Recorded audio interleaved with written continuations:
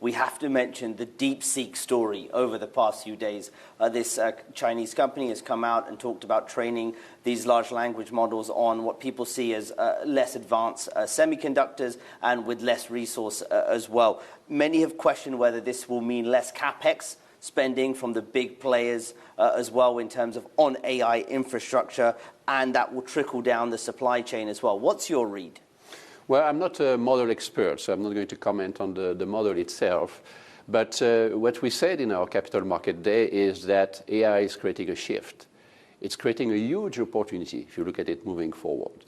So what we expect in the next few months is that a lot of people will want to grab this opportunity, will want to play in this business. So we are going to see a lot of new players, and that's maybe what we saw this week. The other thing we said is that for AI to really come to life in the next few years, not only with the hyperscaler, but with all of us in our phone, PC, we need AI to address two things: cost and energy consumption. We believe that anything that will go in the direction of lowering costs of AI is in fact most probably good news, because this will allow the application to go to many, many more devices. So we expect, I would say, a lot of activity around AI. I think a lot of news, and this could be confusing at some point for people who watch this industry, but that's a great opportunity. So I think everyone should expect that a lot of things happen in the next few months. So in terms of the sort of capex story more specifically, you don't expect massive changes in the capex outlook, particularly from hyperscalers and also from some of the large semiconductor players like TSMC as well? Well, I think for the hyperscaler, the capex is today spent for investment. They are investing heavily in R&D. I think they want to continue to do that. I think you have to ask them if their mind is changing on that.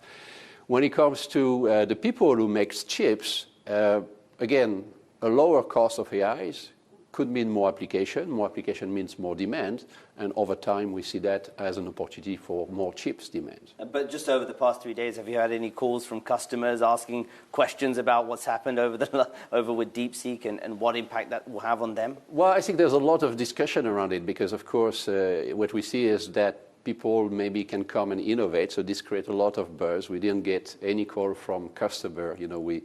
We always look at the long term when it comes to this industry, and we try to not get too excited by the short-term variation. Can we just talk about China a bit, Christophe, a very, very important market for you as well. Just given the new administration in the US and the continued geopolitical tensions between the US and China, are you at this point expecting any further restrictions in terms of exports of your equipment to China, particularly on the DUV side of the equation? Well, I think what we expect is that this discussion will continue. I think that the tension between China and the US, we've said it a few times, is most really there to stay. That we expect.